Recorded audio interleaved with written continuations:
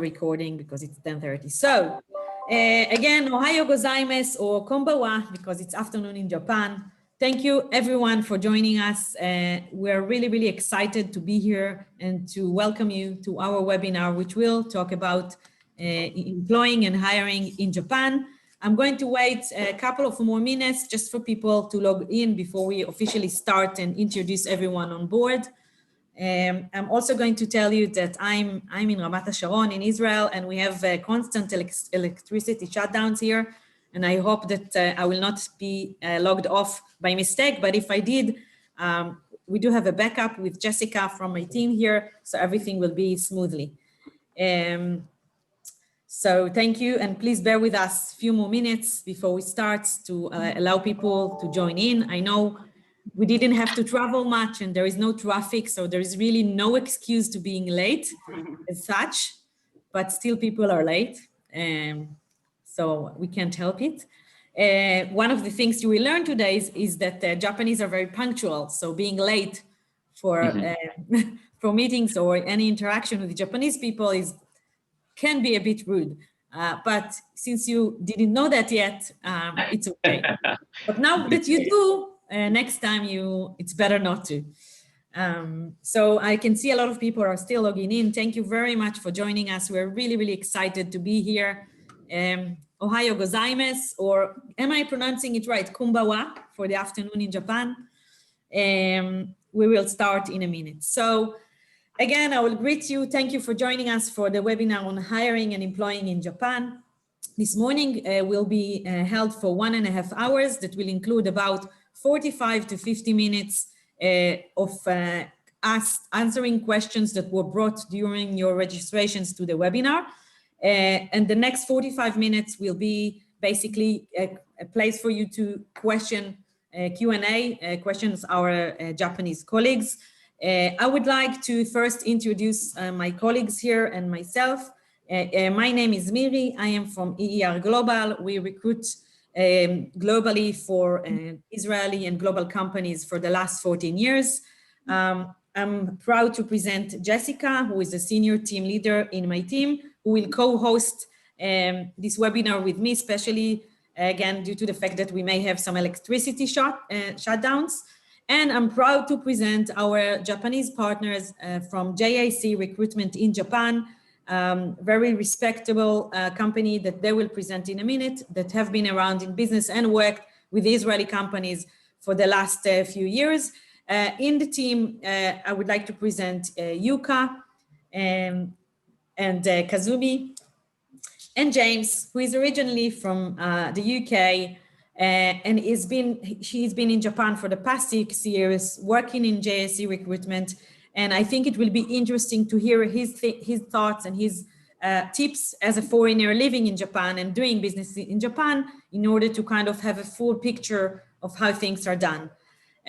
So Jessica, I'll let you lead, and I'm just sharing my slides so everyone can see the presentation. Okay. Hi, everybody, and good afternoon to our Japanese colleagues. I'm delighted to be here with everyone. I think that, Miry, as soon as you start sharing, sure, I just need a moment. Get cracking as well. So we have a list of questions, as Miry said, prepared, and that we're going to let the JAC team then speak to specifically, and then we'll elaborate on everything. Yeah, just give me a moment, sorry. Okay. Okay.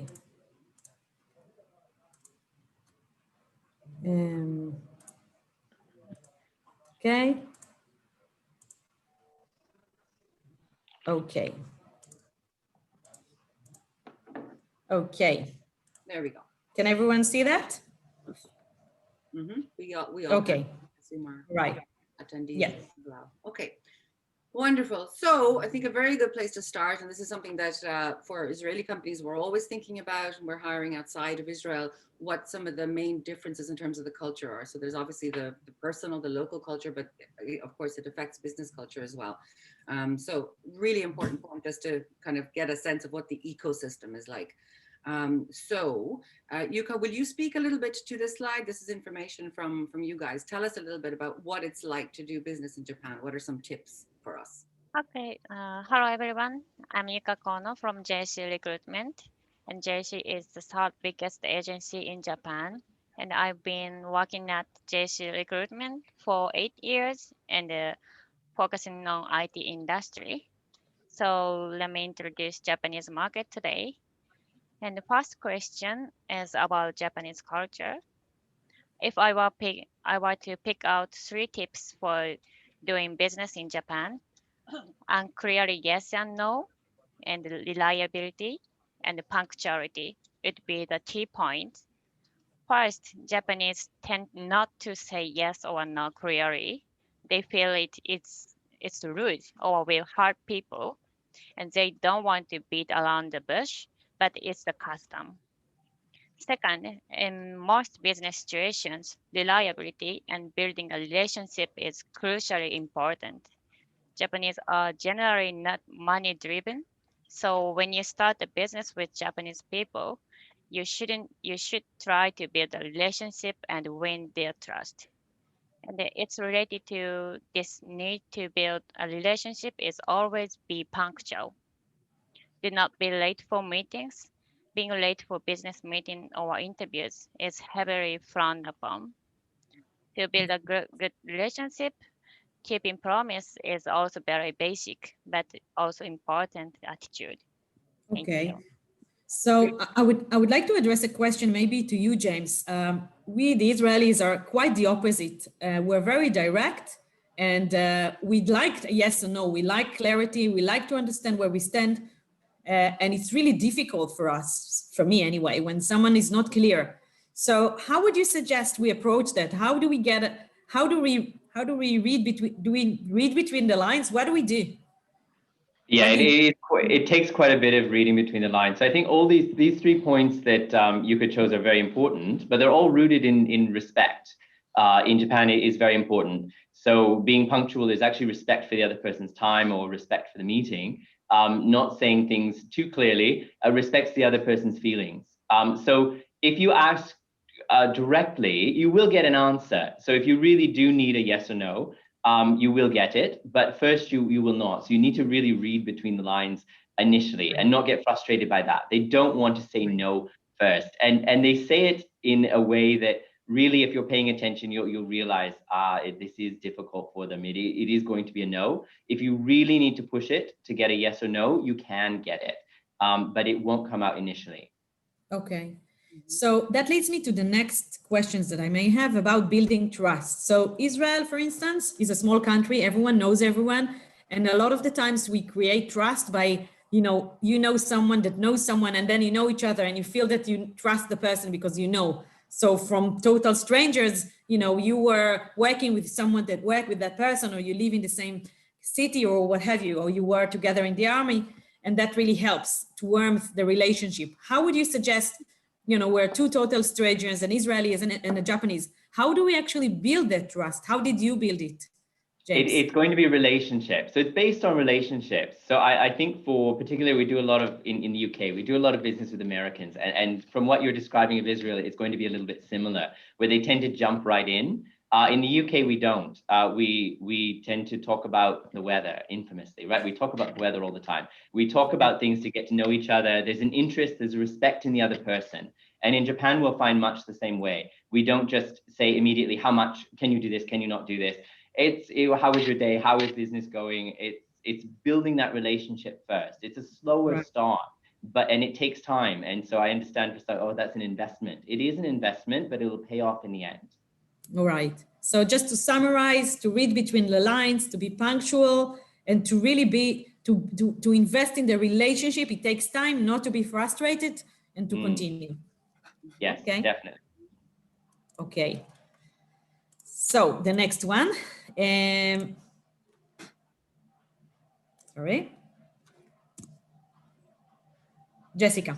Yeah, so we have here, just to think about what some of the recruitment challenges in Japan are. So why is it difficult? And I think anyone that's tried to recruit in Japan has probably had that experience. It's really tough. It's tough to engage the candidates. It's tough to kind of move through the process. It's tough to even find them in the first place.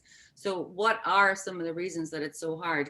So we have a really interesting graph here that I think is kind of bad news for us in a way, but certainly helps to kind of shed a bit more light on it. Yukka, do you want to give us a bit more background on this? And then maybe James, you can also elaborate a little bit more. Do you want to start, Yukka? Okay. Yes. We don't want to scare you, but in reality, we should say Japanese market is one of the most difficult markets in which to hire good talent. The key points here: population, English ability, and motivation toward job change. So James, could you help me with explaining graphs and tables? Sure. So this graph is fairly well known in Japan. It came up by the Manpower Group, who are the third largest staffing agency in the country, and they get a lot of questions from overseas clients who are trying to enter Japan that they don't get a lot of applications for jobs, and why it is so hard to get and find find candidates is that they are not there. The population is decreasing really quite rapidly. It's an aging society. This is quite a problem. So we look at what Manpower has furnished us with, and Japan is on the extreme left of the talent shortage. So if we're dealing with clients from China or India or anywhere where, say, they're manning a factory, and they say, oh, but James, we can put a sign in the window, we get 1,000 people by noon. You do in China. It does not work that way in Japan, simply because it's not just the procedures and the policies, labor laws, all these things. It's actually there aren't the people. So to actually be able to reach out and engage people takes precedence over kind of screening, which a lot of people use agencies because, oh, we'll get inundated with applications, so we need to use AI, or we need to use video interviewing, we need to be able to screen through them. In Japan, the problem is opposite. There aren't that many candidates. And then, as Yukka spoke to, bilingual skill, the Japanese don't have a lot of a strength in bilingual. So if you're looking for bilingual staff, it basically takes that small job market and decreases it probably to about single digit. So, and further, if you're needing a technical skill, like an IT developer or project manager or something like this, if you're needing English skill plus another skill, that's even, it becomes even smaller. So this is the biggest difference in Japan when it comes to recruiting. And we understand, of course, that it's frustrating for foreign capitalized companies that are entering the market, but it's the reality in Japan. It's about engagement. So if you're able to get even 2 or 3 candidates, you need to be selling and you need to be engaging rather than screening out. It's not an issue of screening out candidates. Okay. So there are a few more challenges. Jessica, do you want to? Well, I think that, yeah, let's just kind of, I guess, dive into it a little bit more. So, we've said that there, first of all, is the population. There's a low birth rate, so there's just fewer people to work with, and then even fewer when we look for bilingual people, which of course we always will need to as foreign companies entering the market. So maybe to talk about a little bit more, even here, as we see here, Yukka, do you want to maybe speak to this slide here? Because it just, it divides up the information a bit better even for us. Yukka? Yes. So Yeah, sure. could you support, James? Sorry. Sure. Yeah. So further challenges basically in Japan. We understand that Japanese tend to change jobs for fulfillment more than for money, which is different in the UK. It's different in the US. And it could be different in Israel, where we can, if the salary is an increase in salary, will be attractive. You can actually lead with that. It's not just about the responsibility or the different title. We want to know the money part of it. In Japan, it's not so much that way. They want to change jobs to gain new skills. They're thinking longer with a longer eye, generally. So there needs to be a reason, and usually that reason is rooted in fulfillment for that. The turnover rate in Japan is very low. Really, people don't tend to change jobs. I think just generally, it seems to be a stereotype, but it's a very true one. Once I came to Japan, they're rather conservative. And so the idea of a risk in changing a job, there is risk, inherent risk in it. They tend to be quite conservative. So turnover rate is much lower than you'd find elsewhere. There's an issue of what we say cradle to the grave type. You go into a company and it's still very much in the Japanese mindset. I graduate from university, I enter that company, and I progress through that company. And so a headhunter calls me or someone calls me to get a new job. It's not really on the radar at all for me. There needs to be something special. So you need to appeal in more than just a title or money. Then it's a much deeper dive. And that's where local recruiters are able to do that in that way. So job to applicant ratio also, I mean, you have one candidate, you can put down 10 or 20 jobs. The ratio is quite high for that. So it's definitely a candidate market, which is going to be different than what we see in the UK. We also see that in the UK, but nothing near what we see here in Japan. If we get a good bilingual, say IT specialist, IT consultant, he has his choice of jobs. And so you need to have something quite different. And so it's also building that relationship with the recruiter so that we can properly sell your company and the opportunity. It's so important. It's really about engagement. I'll say that several times this hour. It's really about engaging the few candidates that are out there for you. And as far as short-term employment contracts, that's also a good point that Yuka's added. They are less attractive because of the risk, but also there's something about saving face. If you've gone from full-time employment to a contract position, it's seen as less than, rather than the mobility or the freedom, or it's not seen that way. Even if it means no overtime pay or more hours or more effort, they want to be full-time employees as part of that group and not just a visitor in that group that could be terminated. So I just want to address the question to Kazumi on that content. So James, you're saying that people don't want to move and turnover rate is low, which I understand, and I know it's true for maybe the Y generation and so on and what have you. But Kazumi, as a Japanese person, do you not see like any change in mentality with the younger generation, the Z generation? Do people don't want to change jobs and have more interest? Is this changing at all? Thinking about that generation, the new young people, it's like kind of generally changing. It's like time to change, but still many of the business person in Japan is, their 30s or 40s and 50s. They have a long history and then had a custom to job change is a bad thing. Yes. So still it's in that generation. To work for one company is the great. Right, So, that's the ideal. Yes, so we don't have that situation so much, but let's say that 10 years ago or 15 years ago, we supporting the candidate, but at the very end of the offering, they talk to their family, and their father or mother is resistant to change the job.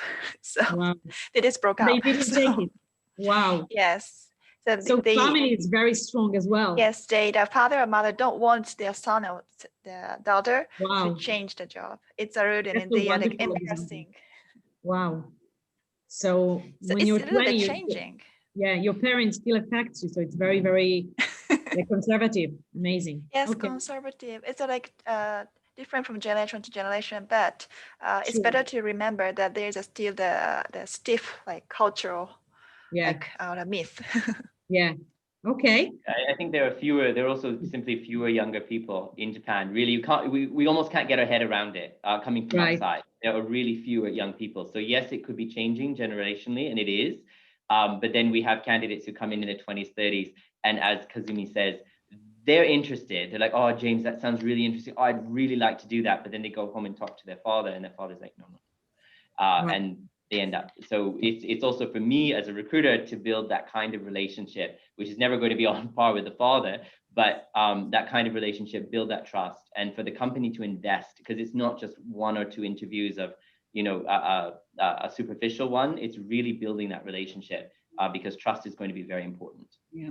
So you're basically even the sense that you almost counsel people. So you develop a relationship with candidates over time so that they become, in a way, someone, so that you are someone that they trust, so they will listen to you. James says this could be really good for my career, and then you know enough about them that you can appeal to them specifically and show what the benefits might be in considering this particular opportunity. It's that kind of a time investment in relationship.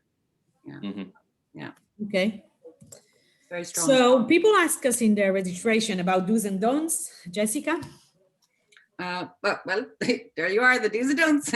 So I think we kind of got a sense of them already, but maybe that we just, some of the specifics, I guess, in terms of the actual process. I think we're used to doing it. It's very different in different geographies and in different markets and so on, what you can do and, you know, how much flexibility you have.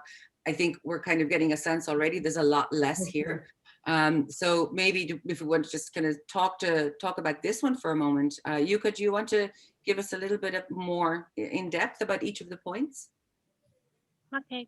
As James mentioned, the most important approach in the interview process is selling your company because it's candidate market, and if you meet strong candidate, you have to appeal to them during the interview and be very persuasive.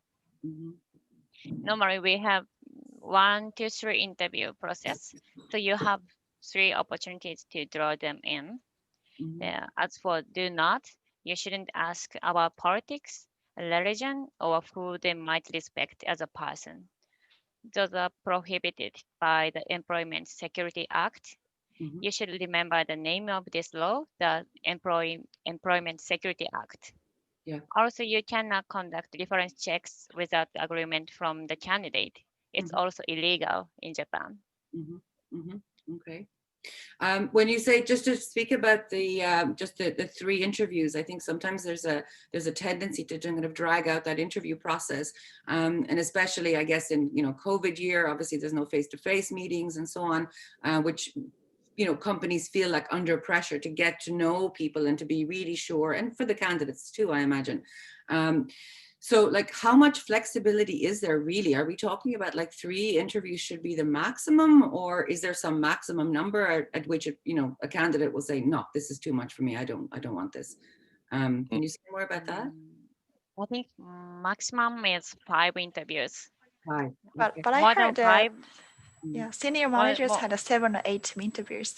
So, okay. But always senior manager. Yeah. Or general manager. Yeah. So they would be accustomed to it, and they would probably expect that to some degree.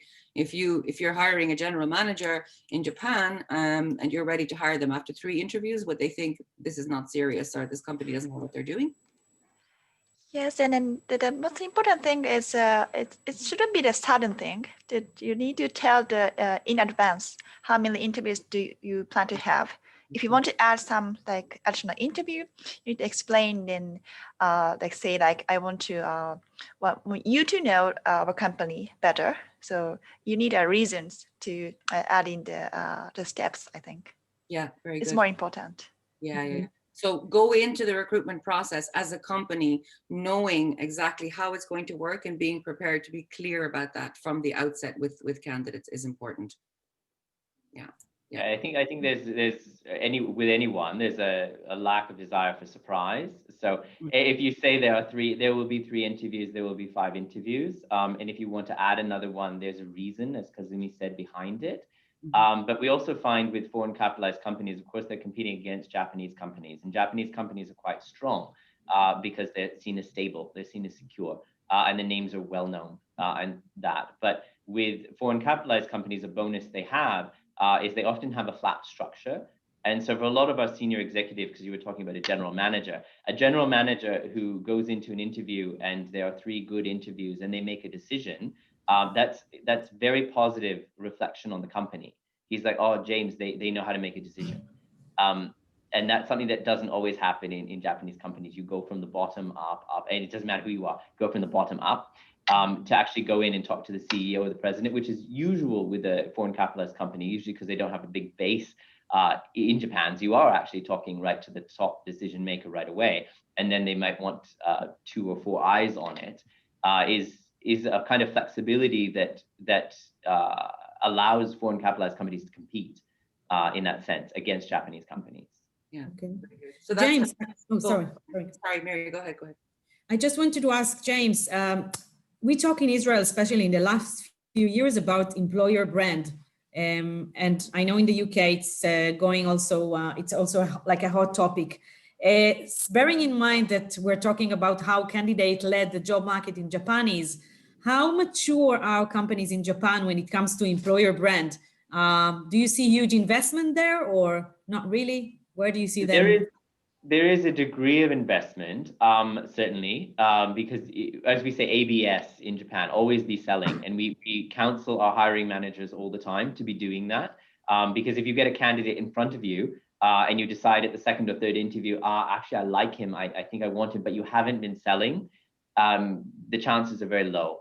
So you can always, of course, as with any interview process anywhere in the world, you can always say no, but you can't always, particularly in Japan, change your mind and decide it's yes halfway through.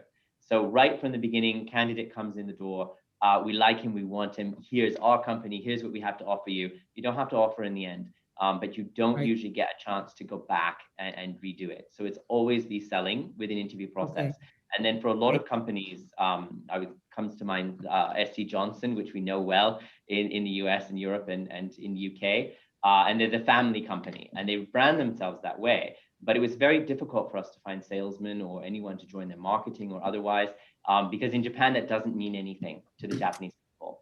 But SCJ happens to have leading brands in the market when it comes to some cleaners that are in every Japanese home. And so we'll be on an interview and we'll say, we'll be introducing the company. And as soon as we say that product name, then the people are interested because they know it. Or we tell them to go to their cleaning cupboard, open it, tell me what you see.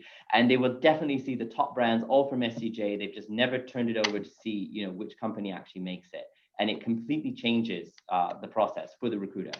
So it's about being creative as you go to market. You could have a company motto or something that works well in your country. It may not in Japan. So that's where an agent on the ground will be able to consult with you on that. Very good. Okay. Okay. So we speak maybe a little bit more specifically because we've already mentioned some of the specific rules about conducting interviews and hiring and so on. I think it's also very useful for all of our attendees to know a bit more about what we're loosely calling here employment law. But I guess really what we want to talk about is, how does the compensation actually work out? What are the legal requirements around the compensation package and what sort of benefits and what kinds of things that we need to be aware of? We didn't write it because it's too detailed and there's many things to cover. So we're just going to talk about it and you will get it as a summary in the notes. So who wants to take that? Yokka? Yes. So in general, employees are well protected by laws in Japan. As for employment law, we have several laws related to employment and labor. Among them, the main laws are the trade union law, labor standards law, and the labor relation adjustment law. We call them the 3 labor laws in Japan. The most important system you need to understand is the security system. In Japan, half of the social security fee, including national pension, should be paid by the company. Right. So it's approximately 15 to 16% of the annual salary. Right. So if you hire a sales manager at an annual salary of 8 million yen, you need to prepare another 1 or 1.5 million for his or her social insurance. Right. Also, it's not regulation, but some companies offer housing allowance and other packages. Right. As for pension plans, the 401k plan is becoming common. There Okay, is Japanese, 401k that we know from the US. yeah, there is Japanese version now, and at JC we use the 401k system too. Right. And regarding the leaves, company in Japan needs to offer 3 kind of leaves mainly. Right. So first, maternity leave. It's about 12 weeks, 6 weeks before birth and 6 weeks after birth. Right. But usually due to the entrance to nursing homes, employee will take about 6 months to 1 year leave in Japan. And the second, sick leave. It depends on agreement between employer and employee. that many companies takes the method of stacking up annual paid leave and offer it when it's needed. You're right. And yeah, the third one is paid holiday. Right. Usually company in Japan offer minimum 10 days per year for the employee's first year. And the number of days are increasing year by year up to 20 days. Right. Yeah, as for multinational companies, they often offer 20 days from the employee's first year. And it's not the leave, but regarding retirement age, it's up to company's decision, around 60 to 70. Okay. And if the retirement age is 60, some company offers employee to be a contract employee and let them continue work for them. Okay. But yeah, if you need further detailed advice, I think you better to ask an accounting firm. Okay. James, when it comes to firing actually, so sometimes things don't work out. How easy it is to let an employee go, and how would you do that, especially when you compare it to the UK or any other country in Europe? Right, as Yukka said, the employee rights are very strong in Japan, and it's one thing to say it, it's another thing to experience it, because I was told that before I came to Japan, that the employee rights were very strong. But when I moved to exit an employee, it's extremely difficult. It's really very difficult. And it depends on the employee, because some of them know how difficult it is. They know they have rights. Some don't know. So it really then in that situation, depends on the situation, depends on the candidate. But generally, if I want to, even during a probation, in England, we have a 3-month or 6-month probation. It'll be written in. Japanese contracts will have much the same. It's a 3-month probation. But at the end of the probation, I simply can't say you didn't do this. Therefore, we're not moving into full-time employment. I need the 100% onus on me as the employer to prove that I did everything I possibly could as the employer and as the company to ensure that that person could meet all of those targets that he had. And if he goes back on one point, the labor office will come and they will say this point, this, and we have to go through point by point by point. It's really very difficult to do that. That said, I manage a team of about 85 people. I haven't had this problem too many times. It depends on the person. If he knows he has the right and he goes to the labor office and says, James is trying to, not renew my contract, even if it's a 1-year contract, the onus is on me why I should not have to renew it. It's not an automatic thing. So the rights are very, very strong in Japan. So we need to be very careful. And this is where an agent also, we can do certain checks and help you assess on the ground, because it's not as easy as we think it is. Just write in, you need to have this much sales revenue within 3 months, or we will not, you can't do that. If you have that type of thing and the person comes and says, but the market or but the clients he assigned me weren't as good, I need to prove how another absolutely similar person has gone and done it. And that's a huge amount of work actually for me. So a lot of employers have what they call kind of window dressing. They leave them by the window because it's cheaper in the end for the company. But it's not for a foreign capitalized company that has this much office space and this much budget. So you need to be very, very careful with the hiring decisions that you make. Okay. Yeah, I think it's a kind of a natural segue then to maybe speak in a bit more detail about some of the salaries. So not so much in particular specific benchmarks, although we can provide some for sure, but just to understand how that salary, how that comp, the entire thing, how it will come together, what it can look like, and what companies need to be aware of from a financial perspective. So maybe can you tell us maybe just a couple of benchmarks there? I know that you sent over some great information for us, which I think we'll be sharing as well here, but maybe specifically relating to sales roles, to project manager roles, and to tech roles, so tech support roles, which is what frequently the kinds of positions that we'd be hiring. Okay. Actually, it depends on what position and what level you will hire. But let me give you some example in IT industry. Yukka, can you mention it in US dollars? It will be easier for people to understand. If you can. If you can say it in US dollars. If not, then it's okay. Yeah. I cannot now. Sorry. Okay, no problem. No problem. I think the exchange rate now is the exchange rate now is about 105. So it means $1 million Japanese yen is just over just under $10,000. So as a rough, if we go 1 million equals 10,000, that will work for everyone. Okay. Okay, thank you. So in IT industry, for new hires, it starts around 4.5 to 5 million yen. And if you hire young engineers or salesperson, it's around 6 to 8 million. And for senior sales or engineers, it's around 8 to 12 million yen.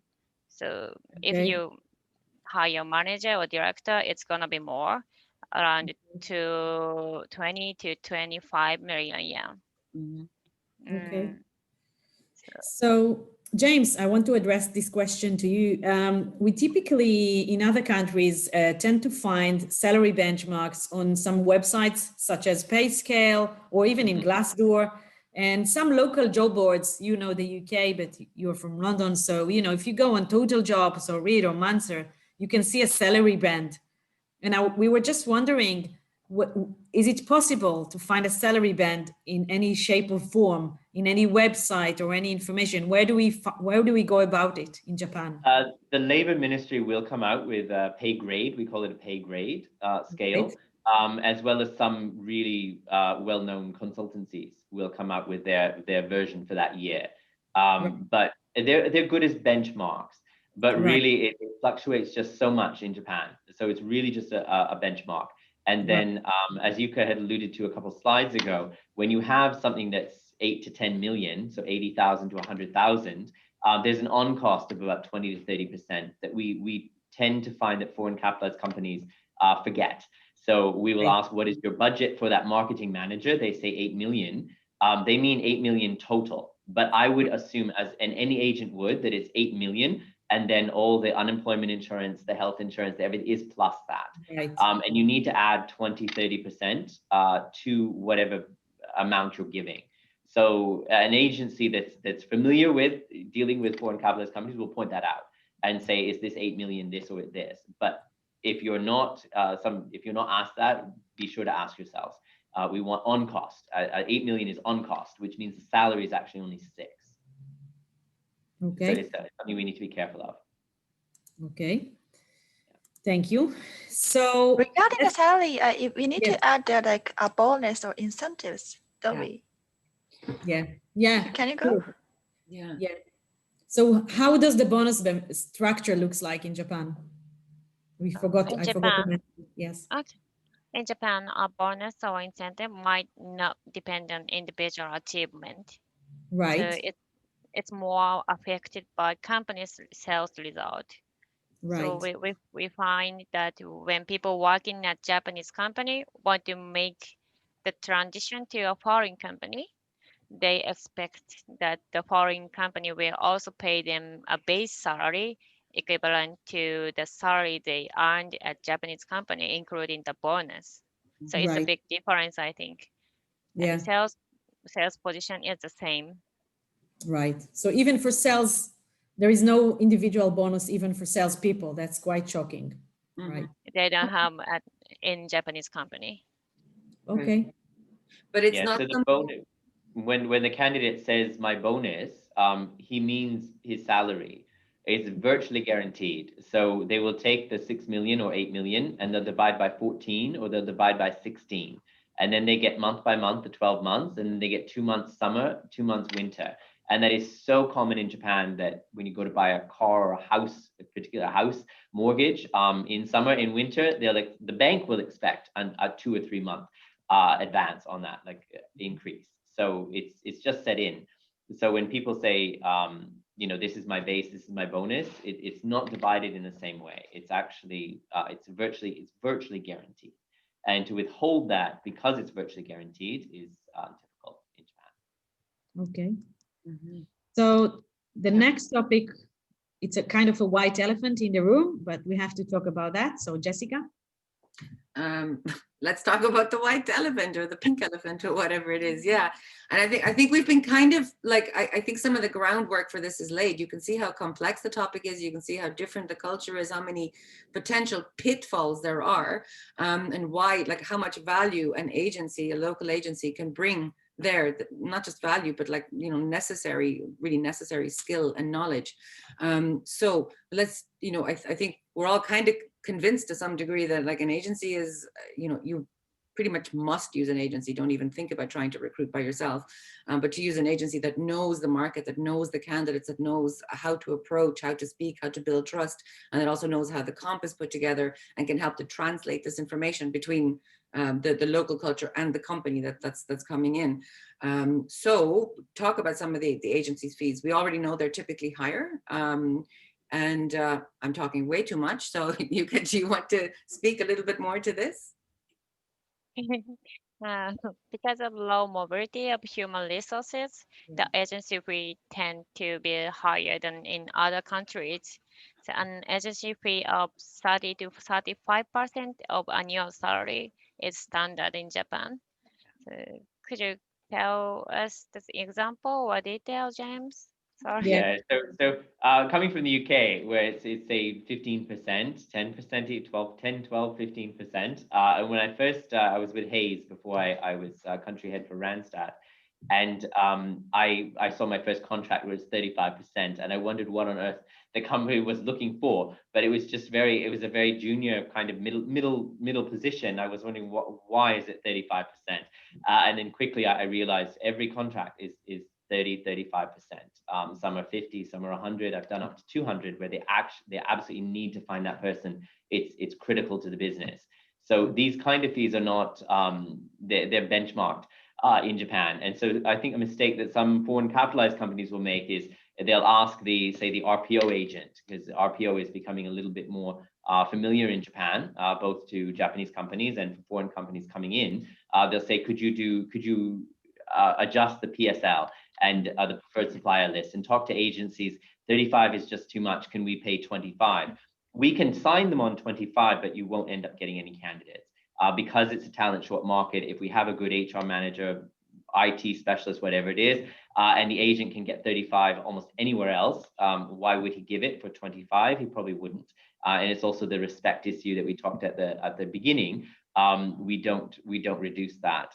So it's sometimes done, but quickly reversed, and it has hurt the relationship. So generally, almost any agency you talk with in Japan, they'll start at 35%, and then it goes up from there. It's a volume type role. If you have 5 or 10 of something, maybe 30, but that would be very special. It would be a very special thing.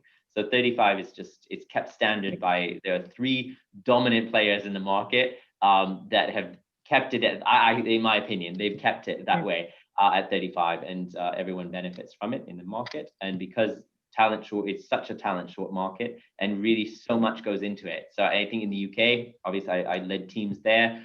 We do go on LinkedIn, we find people. It's not quite as labor intensive. It can be, depending on the company and the position and the candidate, but in Japan, every position is. It doesn't matter how junior or how middle or how senior, the same amount of work goes into it. And it's quite intensive search, and it's not something that we just find because as we may talk about job boards and that, Japanese workers, I think stereotypically, we have that stereotype outside that they're working from 8 to midnight. They are. They're not on job boards looking for jobs. They're in the market, but they're not on the market. So it's for agencies to keep at it, find the right time to build that relationship and talk with someone. It's very different than we do in the UK, and it's really labor intensive. James, in one of the earlier conversations that we have as preparation, you mentioned the special relationship that the headhunters or the agencies have with their candidates. Can you elaborate about that? Yeah, so in the UK, for example, we don't sell our own homes. We believe we have to go through an agency. It must be so difficult. It's so complicated. We don't know all the rules. We won't buy a house, just go down the street, buy a house. We lived in America for a few years, and we found people do that. They put a sign in their window if for sale, and people, we don't have to pay the 3% commission or something, and they'll do it. In the UK, not so much.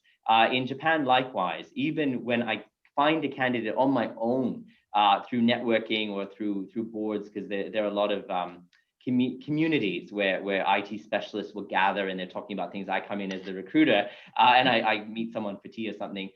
He will, if he doesn't have an agent already, he will find an agent and say, oh, James, could you go through this agent? He believes he has to go through the agent.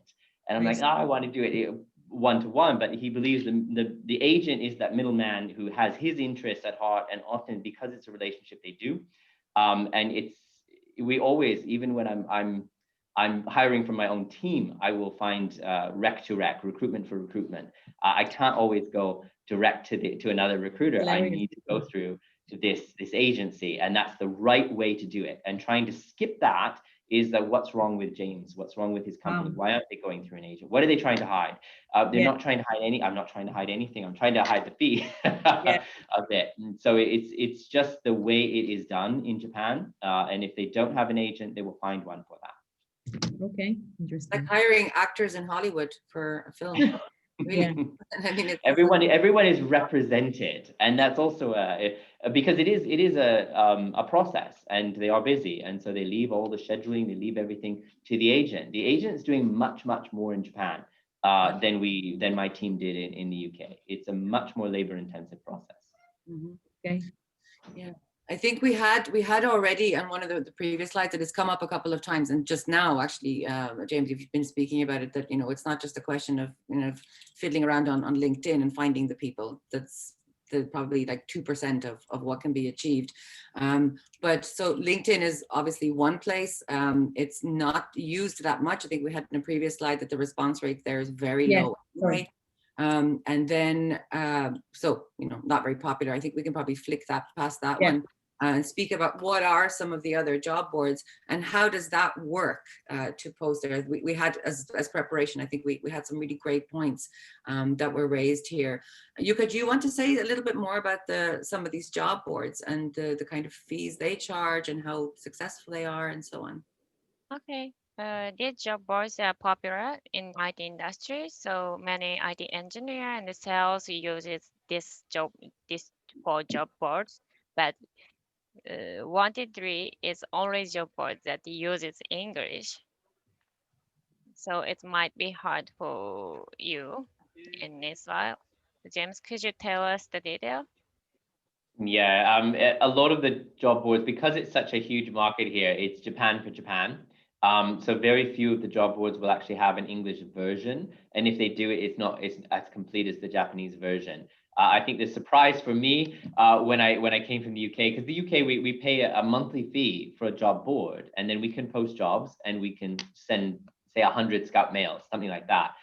In Japan, for example, if I use BizReach, the monthly fee is somewhat, well, it's not reasonable to me coming from the UK, but it's maybe $1,000, $3,000, depending on the plan I take. But when I actually hire someone from BizReach, I have to pay the 35% to the job site. And that was a bit of a shock to me. I was like, but I found that person. I'm going through hundreds of profiles and I'm sending out thousands of scouts, and I've found this person, I've engaged that person, interviewed the person, and then BizReach follows up instantly as soon as the offer is out and the person signed it, and they want 30 or 35% as a fee. And that was very different. That was a very different thing. But it's how controlled the recruitment market is in Japan. It is its own little world. So and with BizReach or otherwise, I think as if I were a client and I were using it, again, it's not that there aren't profiles. There are profiles there, but it's about the engagement, because that one candidate, particularly if he's a good candidate, he's not just being approached by me. He's being approached by different recruiters. He's being approached by different companies. And whether or not you can secure that candidate is where that engagement is necessary in a way that in the UK, we don't even think of in that way. Mm-hmm. Yeah, brilliant. I think that's kind of some of the most mind-blowing information that I've certainly heard. Yeah. this whole thing, really. For me, it was shocking. I think it's the examples of how, what does it mean? Because we say, of course, talent short. We say there are no babies being born. There are no people, students graduating from university. The population is decreasing. But what does that really mean when you go out to find a professional? You need someone to join your team. The number is very low. And then that person, there are thousands of other companies that also need that person. So the competition is what it actually means on the ground is very, very different. Yeah. And I understand coming into it, it's hard to get your head around it until you're here, but it's just a very different world. Mm-hmm. Indeed. Yeah. Thank you for that. And yeah, I think Mary, this is an important one as well. So Mary saying was like, we can't have a webinar about recruitment in the year 2020 without mentioning the dreaded COVID-19, how it has affected the market basically, and the search. Has it had an impact? Have people lost jobs? Has it, maybe made things a bit more loose, or the opposite, or has it made any impact at all? James, do you want to speak to that, or Yukka? Yeah, I think it certainly has had an effect, but I think on a positive note, it's also, as we've been saying throughout, the Japanese and the Japanese society and the workplace is very conservative. And so certain things that I'm in RPO for JAC, we go on site and we try to digital transformation, things like this. There's a lot of resistance. There would always been a lot of resistance. And so a lot of the things that up until this year, if we had done this last year, we'd say that is impossible in Japan. You cannot have work from home. You cannot have video interviews. You cannot do, a lot of the impossible have become possible this year. So there has been, I think worldwide, if we care to look at, we wish the reason had been different, but there's a lot of changes that have been very positive. And so in this sense, in Japan, yes, it's been somewhat positive in that sense. But as we were also saying, it's risky to change jobs. And in this kind of environment, that has been a negative effect on recruiting, where people are like, even if I was thinking last year of possibly changing, or something comes up that is attractive, we really need that relationship even further. And they'll ask more questions than they did before about the client company that we're representing, because there's instability in the world. There always is, but particularly with COVID, there is. And so if there's in a stable environment, there needs to be an even better reason. So it's become a little bit more labor intensive in that negative sense, but in a positive sense, particularly for foreign companies that are entering and having to do interviews like this, a lot of people, they'd never ever in their careers done an interview like this. They'd never spoken into a camera. They'd never done online, and now they have. So it's not as unusual to have to do that. So okay. I think positive, negative, of course, but it's changed the way we work. Yeah. Okay. First of all, I would like to thank all of you, Jessica, Yukka, James, and Kazumi. It was really interesting. I've for sure learned a lot, and I've always found the Japanese as a country and as a culture fascinating. So I think it's really interesting. We are going to let everyone in at the moment for the Q&A session. So in a few moments, everyone will be in. Bar, can you let everyone in? Thank you. So please turn on your camera so we can all see you, and you can obviously see us. And please, if you have any questions, if you would like what would you like to ask us? I think we have a good panel here: Israelis, Japanese, a British person in Japan. You don't get this panel so often together in one day. So I think it will be a good opportunity for people to ask us questions. And I would really appreciate it if you can also open your cameras to elaborate a collaborative discussion, everyone. So good to see you, Dikla, Ella, Dana, Adi, Amir. We would really welcome questions from your side. Can I ask you a question? Sure. Okay, so I've asked this question on the Q&A, but I'm not sure I explained myself well enough. Can you introduce yourself? Yes, I'm Dikla. I'm an HR business partner, global HR business partner working for move-EER. Right. We were just acquired by Intel a few months ago. And potentially we're gonna recruit, we have some recruitment in Japan in 2021. I don't know when exactly yet, but probably we're gonna have a vacancy of sales. And I would like to know when we start speaking to a recruiter, how long does it normally take to come to a stage to open the position and to sign with a candidate? Because in Israel, for IT, it's usually 3 months. I know in some countries to find a good salesperson can take even 6 months. So what is the average cycle in Japan? James, do you want to take that? Sure. So I think in the UK, we have kind of a 3 month, it's 90 days. Generally, we double that just to manage expectations. So it depends on the company, obviously, that we're representing and the pay grade that you've offered and things like this. But generally in Japan, there's a 30-day notice period, but some contracts have written in 60 or 90, which is technically not legal. So then we cancel the candidate, but some of them have signed it and want to keep it.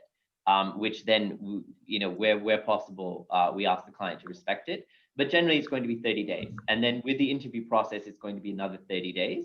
And then with sourcing, because it's a talent short market, it's at least 30 days, if not more. So we tend to manage expectations. Okay. But someone is on mute. Can you put yourself on mute? It's a bit noisy.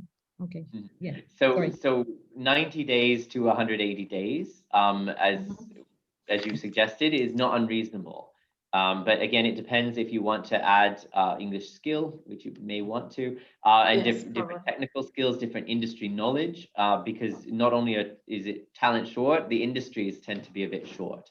But generally, if you need to start and you need someone by July, then you should have started in March or so 3 or 4 months before. Okay. But once we have the details, we can definitely give you a timeline. Of course, we're not making a product, we're finding people, but we can give you a good timeline for that. Okay, thank you very much. Thank you. Any more questions from the audience?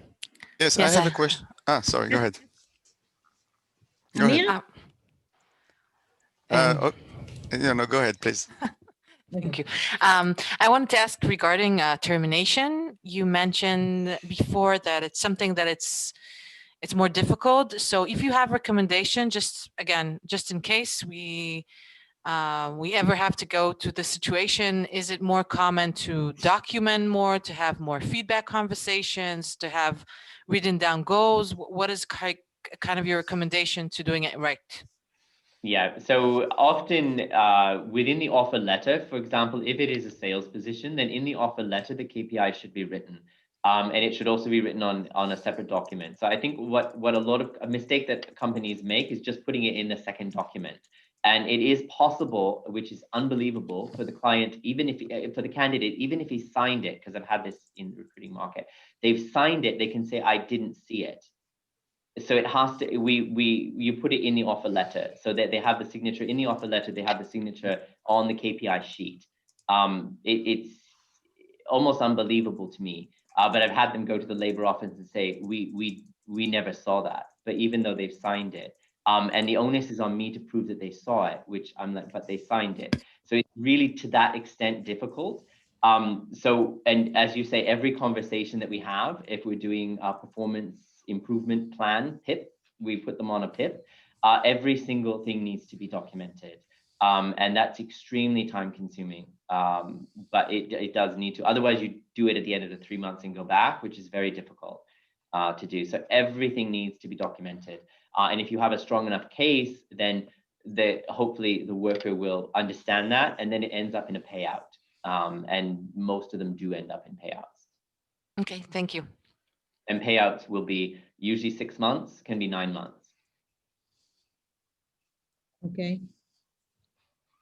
So particularly with COVID, what we're seeing with our clients, because there's restructuring, 6 months is a minimum. And the labor office, I think, the overwhelmed or otherwise, they're rather accepting 6 months as being the company has done its best for that person. And so unfortunately in sales environments, we've seen a lot of our competitors also kind of shed recruiters.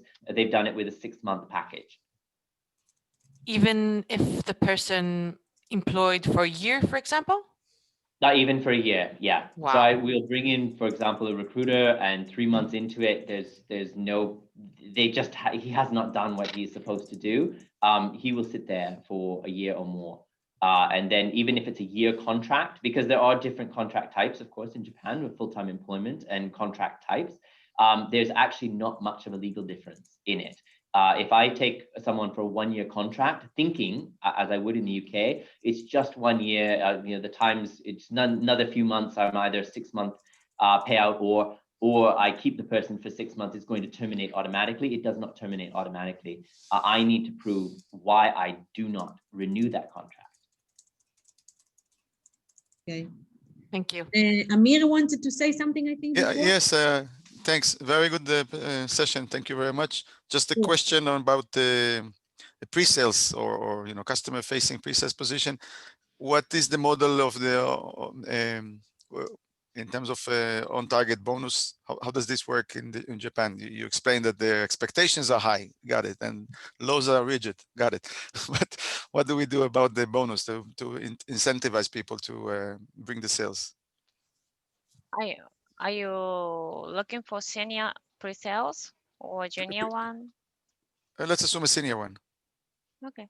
The salary is going to be 12 to 16 million yen, and the split is 80-20 or 70-30 is average. Okay, so normal, and like other countries. Very nice, thank you. Can I ask something? Yes. So first I want to say that it's a great session and thank you all for that. And I want to ask, what do you recommend for companies who don't have an entity in Japan and want to start hiring their first person in Japan? I heard that you were talking about that it's not so common to bring someone on board as a contractor. So what is their possibility? Just 1 second before we answer, everyone, we had a technical problem which you couldn't open your camera, but you now can. So if you can open your cameras so we can see you, it will be amazing. Thank you. Okay, James. Yeah. So so if you have no legal, are we really starting at the beginning where it's a market entry and you have no representative director in Japan, or you just don't have much of a workforce in Japan? We don't have a workforce in Japan, and we want to hire the first person in Japan. Okay, so if it is a representative director that you're needing in Japan, then recruiting companies will have services where it is actually a contract, and it can be, we call it IMS, it's interim management solutions, and we can find an interim manager to be the legal representative in Japan, and that would be a 6-month or 1-year contract. It is actually a contract. So there's no complication with terminating it because it would be that company's employee that would be outsourced basically.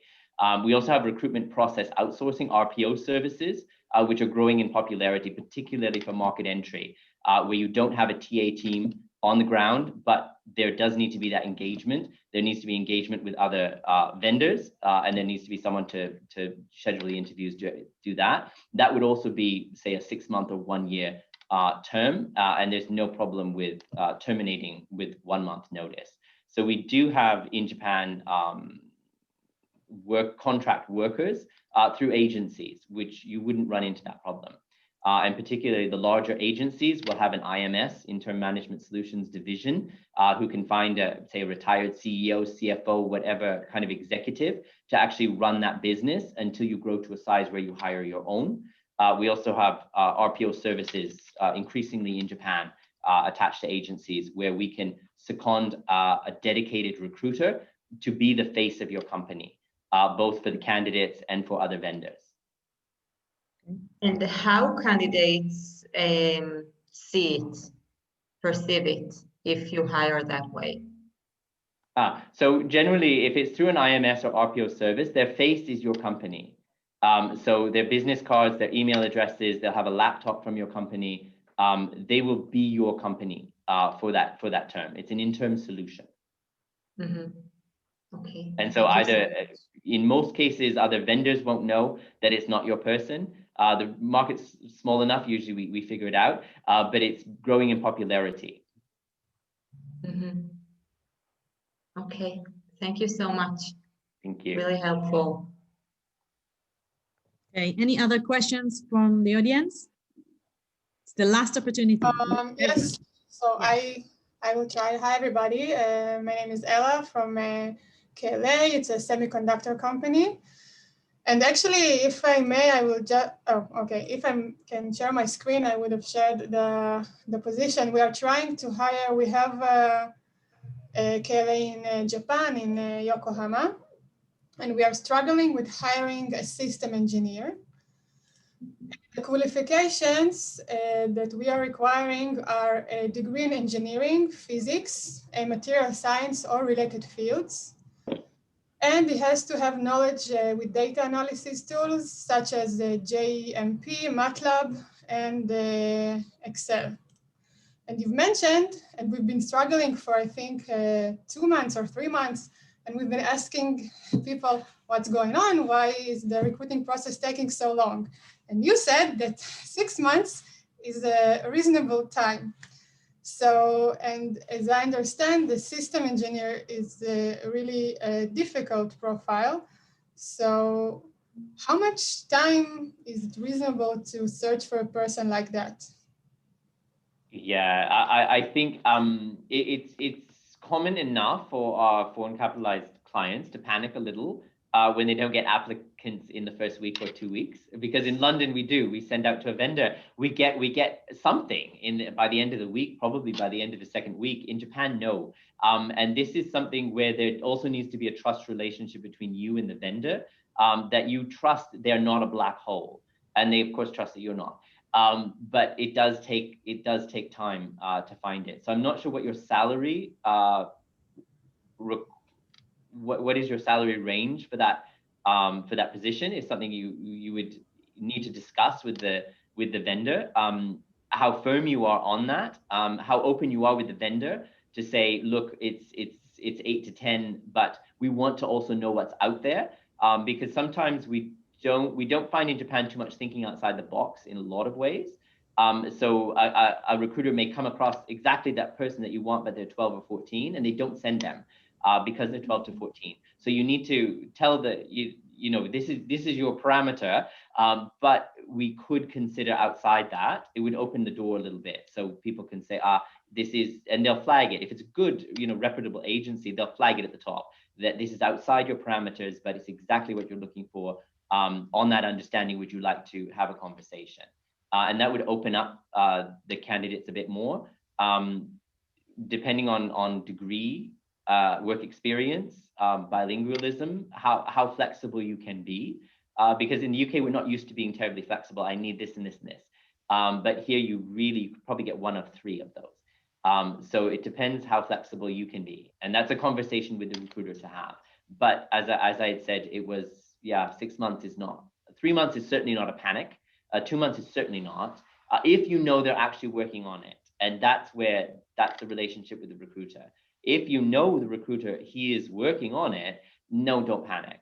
But if you sense that, you know, it is a black hole and it was just too difficult a wreck, and he's probably he shelved it and he's moved on to easier things, that is the panic. That is where you would panic.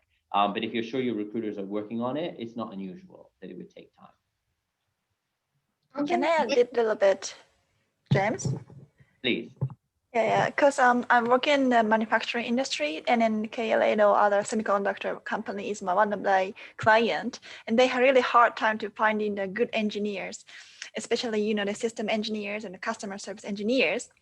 The one of the problem is sometimes they need to offer the different location because they need to go on site. So that might be some problem because the Yokohama or Tokyo is okay, but sometimes it's different compared to different place.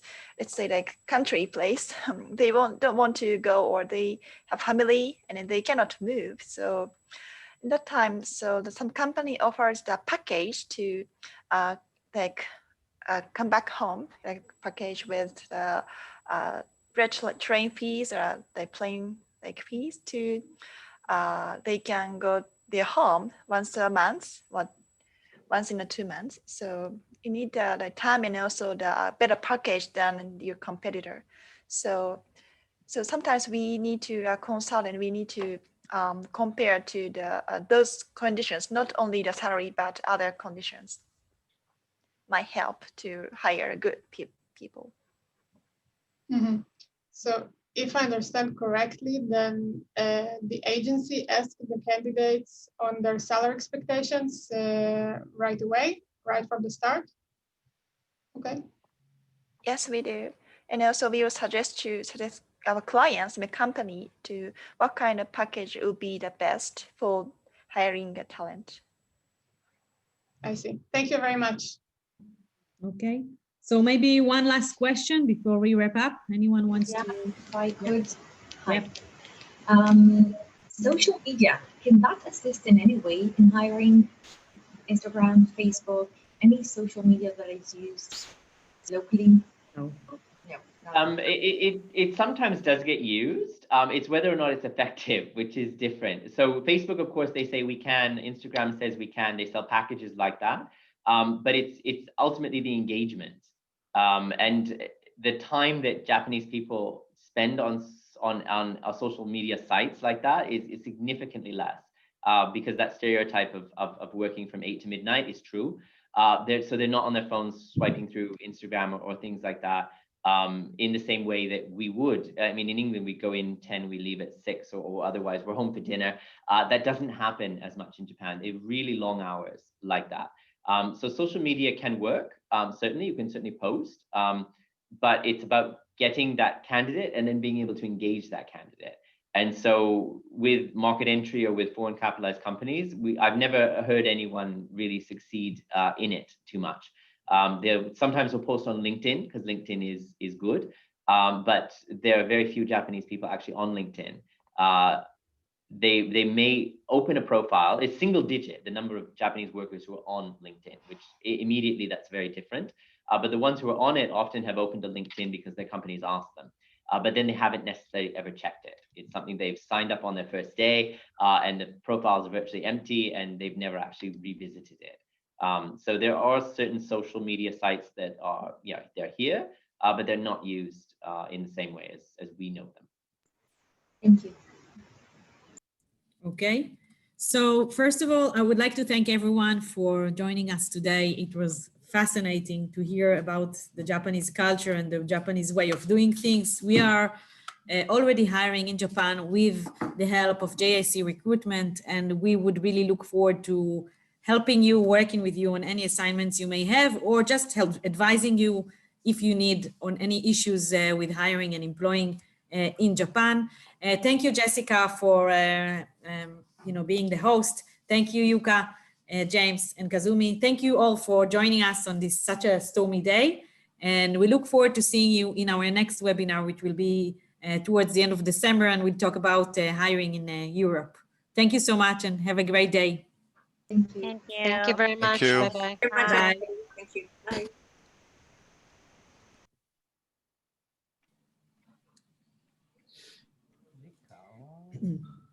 Guys, is there time for another quick question? I see that you're still online. Yeah, okay. It's a non-recruitment related question. It's about what we call in Israel the future of work. So in relate to COVID-19, do you feel or do you believe that the future of work in Japan will look a little bit different due to the moving to more hybrid working mode? Or would you assume that people will return to their old habits, working from the office, if you're sales, you're traveling, so on and so forth? I think to the greatest extent, I think it will return to where it was. There are certain things that are being legislated at government level, which will change things a bit. So Japan is a little bit outdated with some of its policies and practices, which meant you need they have something called the hanko, which is like a wooden stamp that you can't just sign anything. You need that stamp to do it, and so you need to go to the office to get that stamp. And they're doing away with this certain practices, which just made confined mobility. But I was talking to a client this morning about it, where they're having work from home, and in many parts of the world, it's good to work from home. We want to work from home. We save an hour or 2 hours round trip on commute, and we get to stay at home to do it. Here, not so much. He was quite surprised his Japan team is not happy with it. And he didn't really realize that Japanese home sizes are very different. A lot of people live in one room. They eat in that one room, they cook there, they sleep there, and to work there also, instead of going to a big office where there are people and there's sunlight and there's different things. He hadn't considered that, because obviously he's in LA, so he has a beautiful home. You know, it's quite nice to be there. He's doing his work from the den. I'm like, yeah, they don't have that in Japan. You don't have a private library in your home usually. It's everything's done in a very confined space. So I think it hasn't worked the same way in Japan. And we're finding also with JAC, we're back in the office, and my team seems really happy to be back in the office. So I think certain things, won't change, but there are some fundamental things which will change. And I think the biggest thing is that, as I said earlier, it can be done. So if you're a company that is flexible with your work, you can work from either, that is a big thing. They just want the choice. They want the choice to be able to do it. And I think that would go quite far. Appreciate it, and thank you for the additional 5 minutes. We are very busy with the future of work, so I had the opportunity. I'm Israeli. I burst in. Guys, have a great day. Thank you very much. Thank you, everyone. Have a great day. Thank you, guys. It was a pleasure. Bye-bye.